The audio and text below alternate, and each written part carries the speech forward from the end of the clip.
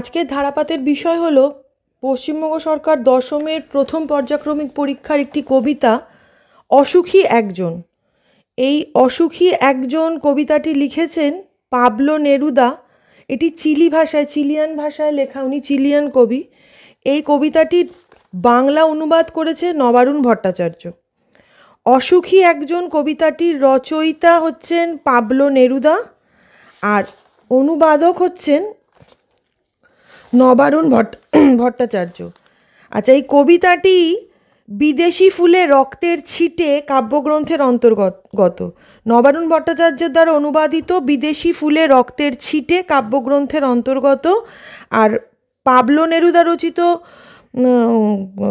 কবিতাটি হচ্ছে, ইংরাজি নাম হচ্ছে দ্য আনহ্যাপি ওয়ান। এই কবিতা থেকে এটি নেওয়া হয়েছে। তো এবার আমি এই কবিতাটার বিভিন্ন লাইনের, প্রত্যেকটি লাইনের ধারাবাহিকভাবে পড়তে থাকবো এবং প্রত্যেকটা লাইনের মানে বলতে থাকবো। আমি তাকে ছেড়ে দিলাম অপেক্ষায় দাঁড় করিয়ে রেখে দরজায়, আমি চলে গেলাম দূর দূরে, সে জানতো না আমি আর কখনো ফিরে আসবো না। বিশ্ববিখ্যাত চিলিয়ান কবি পাবলো নেরুদা রচিত অসুখী একজন কবিতার আত্মকথনের ভঙ্গিমায় লেখা হয়েছে। কথকের জবানিতে কবিতাটি শুরু হয়। তিনি তার প্রিয়তমাকে দরজার অপেক্ষায় রেখে বহু দূরে চলে যান। সেই প্রিয়তমা জানতই না যে কথক অর্থাৎ তার ভালোবাসার মানুষটি আর কখনো ফিরে আসবে না। একটা কুকুর চলে গেল, হেঁটে গেল গির্জার এক নান। একটা সপ্তাহ আর একটা বছর কেটে গেল। বৃষ্টিতে ধুয়ে দিল আমার পায়ের দাগ, ঘাস জন্মালো রাস্তায়, আর একটার পর একটা পাথরের মতো পরপর পাথরের মতো বছরগুলো নেমে এলো তার মাথার ওপর। সময় বহমান, তাই সপ্তাহের পর মাস, তারপর বছর কেটে যায়। কথক আর ফিরে আসে না। সময়ের সঙ্গে সঙ্গে ফিকে হয়ে আসে কথকের স্মৃতি। কথকের পায়ের চিহ্ন বৃষ্টিতে ধুয়ে যায়, রাস্তায় ঘাস জন্মায়। অপেক্ষমান মেয়েটির মাথায় পাথরের মতো একটার পর একটা বছর নেমে আসে।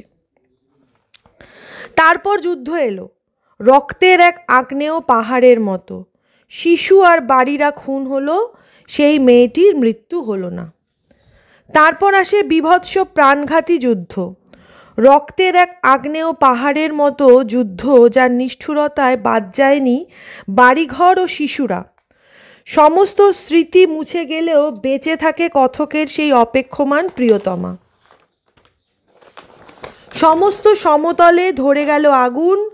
শান্ত হলুদ দেবতারা, যারা হাজার বছর ধরে ডুবেছিল ধ্যানে, উল্টে পড়ল মন্দির থেকে টুকরো টুকরো হয়ে। তারা আর স্বপ্ন দেখতে পারল না।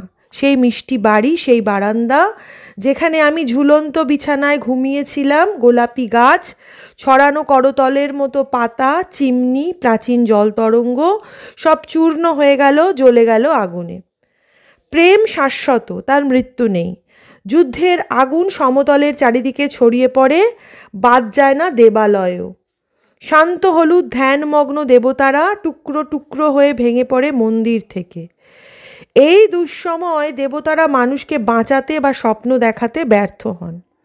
যুদ্ধের রোষানলে কবির ফেলে আসা বাড়ি, বারান্দা, ঝুলন্ত বিছানা, চিমনি, জল তরঙ্গ সব কিছুই ধ্বংস হয়ে যায়।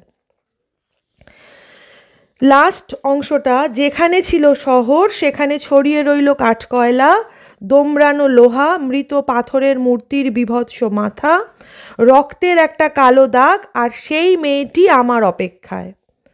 ধ্বংসের তীব্রতাকে আরো স্পষ্ট করে রক্তের শুকনো কালো দাগ।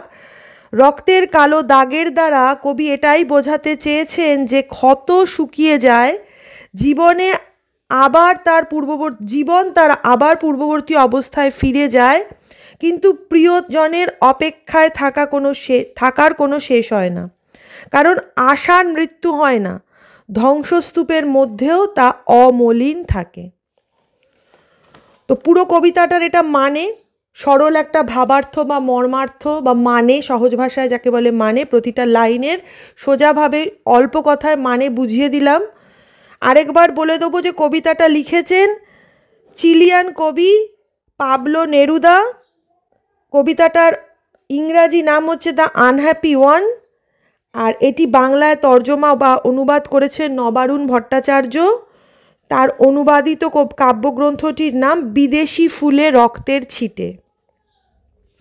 আশা করি তোমরা প্রত্যেকে মানে বুঝবে, কারণ খুব সোজাভাবে লিখেছি, প্রতিটা লাইন পড়ে পড়ে মানে বুঝিয়ে দিলাম। বোঝার অসুবিধা হবে না জেনেই করেছি। ভালো লাগলে আমার ভালো লাগবে, কাজে আসলে আমার ভালো লাগবে।